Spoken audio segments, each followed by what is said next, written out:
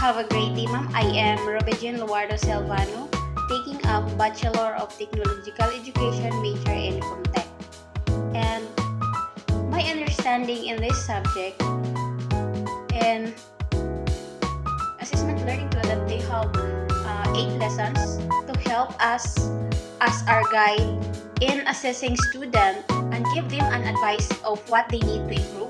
And we also give the rubrics of what they need to perform in, like for example, in dramatizing, and reporting. So there are some cases that teachers give to their student a rubrics for them to have a basis in making a video or making their reports, so that the teachers have a guide to check if the students will perform it properly. So in lesson 1, the basic concept, theories, and principles in assessing learning using alternative methods. So we have the two ways in assessing learning. We have the alternative and traditional method. So in alternative assessment, it is a non-traditional assessment, which is also a performance-based assessment. So alternative assessment is a new ways in assessing student. For us as a teachers, we know on what part that the student cannot understand well, and in short, alternative assessment is a learner-centered, so that they can practice to talk in front of many people, and they can also practice their confidence to talk or to master the lessons to teach to their student. While traditional assessment is teacher-centered, that only teachers can teach in front, and there's no collaboration with the student, or in short, there's no interaction with each other. So for me, I prefer alternative assessment, so that the student can apply in their real life. So in lesson 2, the learning target of performance and product-oriented assessment is they focus on the specific. We have a specific performance that student can do it, and the student can apply it. So like for example, in computer servicing system, so in CSS, we have to perform so that we will learn something on how to assemble and disassemble of computer, and how to network computer, and also how to configure the router and the access point, and also how we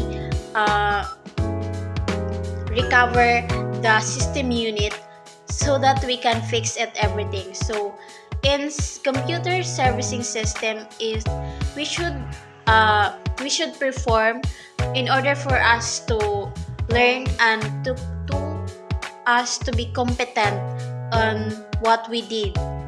So that's my specific example of this lesson. Also in lesson 3, that it's a performance-based process. So we learn the process, and we also be mindful in performing, because there are some techniques that we need to apply, and techniques that coming from our own through what we've learned to our teacher. So we as a teacher someday, we should we master the competency, so that we can explain to our student well, and also our student can performance assessment, they need to perform. So in lesson 3, we have the performance assessment. So like what I did before in lesson 2, that computer servicing system is we need to perform, and we need to familiarize the parts of the computer and the steps on how we did it, so that if we forget a little bit, or we forget one steps, we can also go back from the start. So all we need to do is to master the competency, so that we can perform well, and also need to do it so that they can apply it in their daily life. So in lesson 4, the affective assessment. So effective assessment is we learn particular things that we are interested with or we are interested for. So first, we observe, and next we learn, then last is we apply. So ineffective assessment is we try so that we can apply it.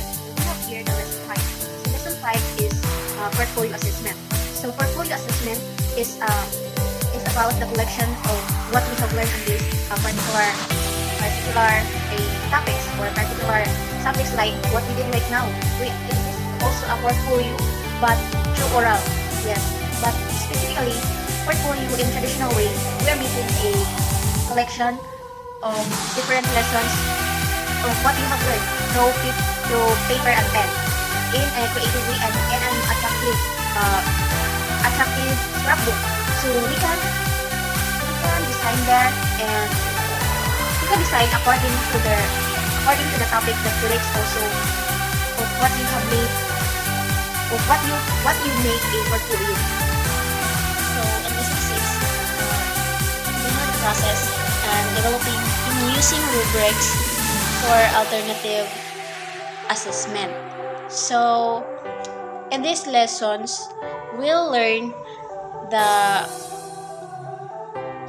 different performance that we need to have a rubrics to perform.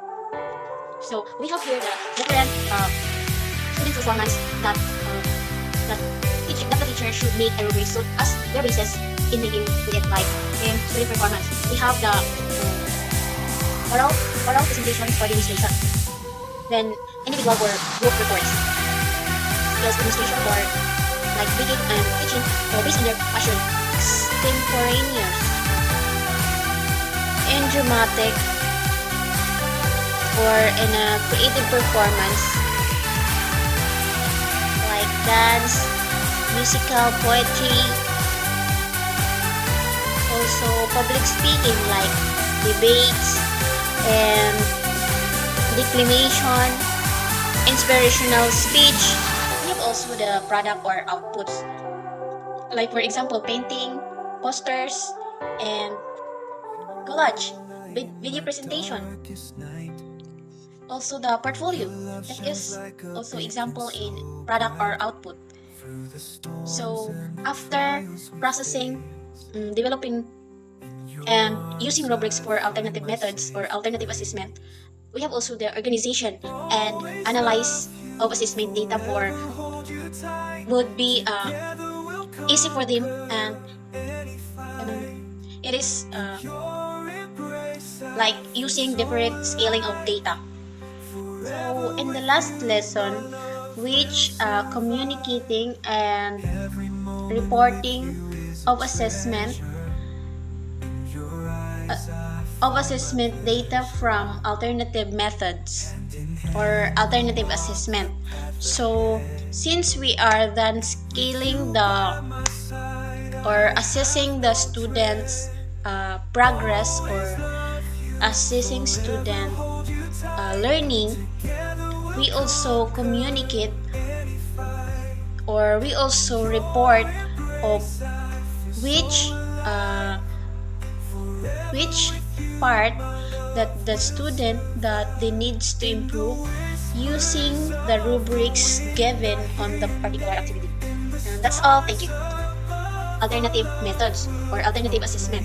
So in this lesson, since we are done the performance, affective, and portfolio, we also identify we analyze that which data that students are